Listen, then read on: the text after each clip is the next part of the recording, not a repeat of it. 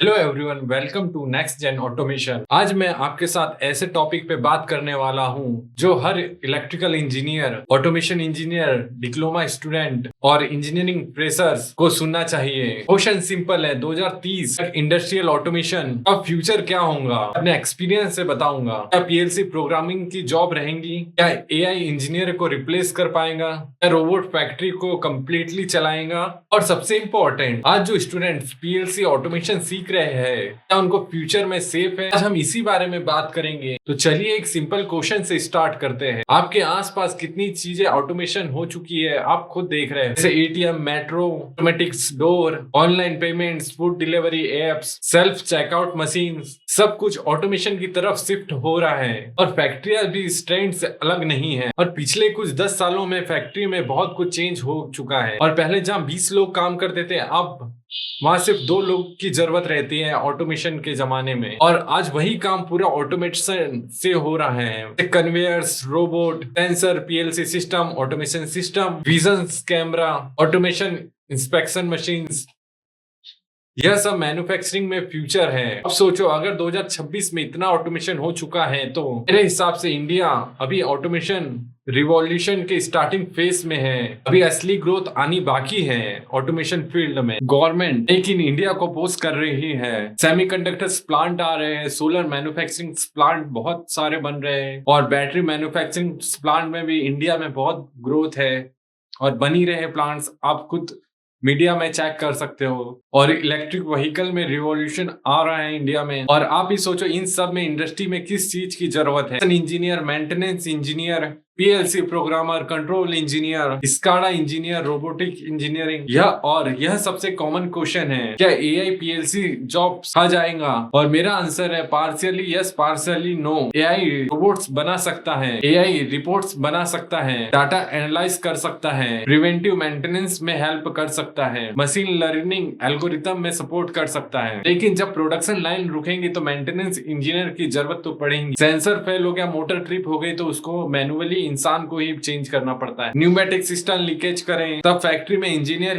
की ही जरूरत पड़ेगी। एआई थोड़ी कन्वेयर बेल्ट को अलाइनमेंट कर पाएगा, एआई मोटर को रिप्लेस नहीं कर पाएगा, एआई प्लांट्स कमीशनिंग नहीं कर पाएगा, सब इंसान को ही करना पड़ेगा। फ्यूचर में एआई इंजीनियरिंग की हेल्प करेगा, पर असली में काम तो इंसान को ही करना रहेगा। इंजीनियर को एआई रिप्लेस कभी नहीं कर पाएगा। जो इंजीनियर एआई का यूज सीख गया उसके लिए बहुत आगे ग्रोथ है, और सीखना जरूरी है एआई का, उसकी वैल्यू और बढ़ेंगी। अब बात करते हैं स्किल की। 2030 का सक्सेसफुल ऑटोमेशन इंजीनियर कौन होगा? और सिर्फ पीएलसी आना एंजॉय नहीं होगा, सिर्फ एचएमआई आना भी एंजॉय नहीं होगा, सिर्फ स्काडा के बारे में जानकारी होना भी कोई उतनी बड़े कुछ बात नहीं रही। इंजीनियर को मल्टीपल स्किल सीखना जरूरी है। बस बेसिक समझो पर समझना जरूरी है, जैसे PLC, HMI, SCADA, VFD, industrial network, sensor, robotic, basics, AI tool, data analysis, communication important है बहुत। ये कॉम्बिनेशन फ्यूचर बनाएगा आप लोगों का।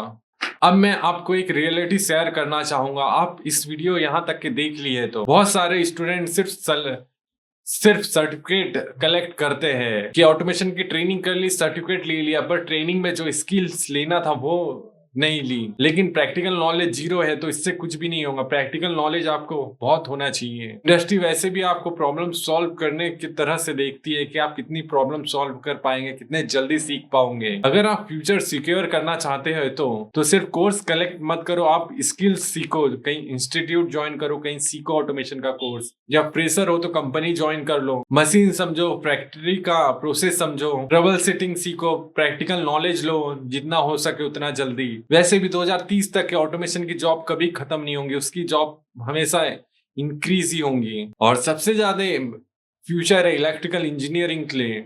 जो इंजीनियर स्टूडेंट है इलेक्ट्रिकल के, सिंपल स्किल जॉब्स बढ़ेंगे ऑटोमेशन फील्ड में, क्योंकि इतनी सारी कंपनियां रहेंगी तो ऑटोमेशन इंजीनियर या मेंटेनेंस इंजीनियर, इलेक्ट्रिकल इंजीनियर, इसकी बिना काम ही नहीं हो सकता कंपनी में। और एक और प्रिडिक्शन, इंडिया में सोलर मैन्युफैक्चरिंग कंपनी अभी बूम पे है, और बैटरी मैन्युफैक्चरिंग, सेमीकंडक्टर, यह सब अभी बूम पे है, कंपनी बन रही है। गुजरात, महाराष्ट्र और आंध्र प्रदेश, तेलंगाना, यह सब जगह बड़ी बड़ी कंपनियां के प्लांट सेटअप हो रहे हैं। इन सब का बैकबोन होगा ऑटोमेशन इंजीनियर। अगर आज कोई स्टूडेंट्स मुझसे पूछे कि सर फ्यूचर में कौन सी फील्ड सीखूं, तो मेरा आंसर होगा इंडस्ट्रियल ऑटोमेशन, क्योंकि पीएलसी, रोबोटिक्स, इंडस्ट्री ड्राइव, बहुत सारी चीज आपको सीखना पड़ेगा। और सबसे इम्पोर्टेंस जो 2030 में जो विनर होगा वो है सबसे ज्यादा इंटेलिजेंट, सबसे ज्यादा प्रॉब्लम सॉल्विंग, कम्युनिकेशंस। और 2030 का विनर होगा जो कंटिन्यूअसली सीखते रहेगा कोई भी चीज, क्योंकि टेक्नोलॉजी हर साल चेंज हो रही है।